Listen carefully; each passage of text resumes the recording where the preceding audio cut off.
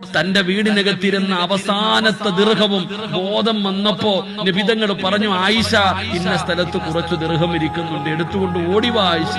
ആയിഷ ബീബി റളിയല്ലാഹു തആല ദിർഹം കൊണ്ടു കൊടുത്തപ്പോ നബിതങ്ങൾ കരഞ്ഞടോ. തന്റെ കയ്യിൽ വെച്ചിട്ട് റസൂലുള്ളാഹി സ്വല്ലല്ലാഹു അലൈഹി വസല്ലം തങ്ങൾ കരയുകയാ. എന്തേ നബിയെ കരയുന്നത്?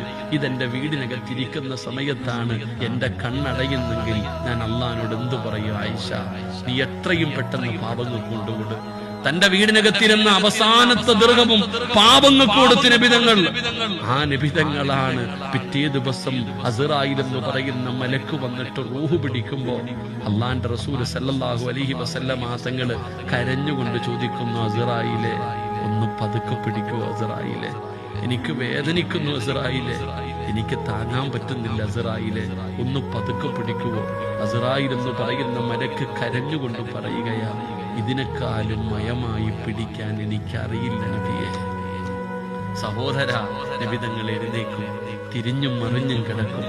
പാത്രത്തിനകത്ത് നിന്ന് വെള്ളം കോരിയിട്ട് നബിതങ്ങൾ മുഖത്തൊടിക്കും.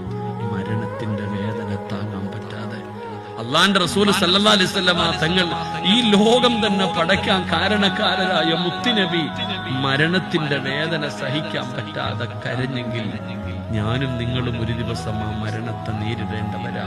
എന്തുണ്ട് നമ്മുടെ കയ്യിൽ?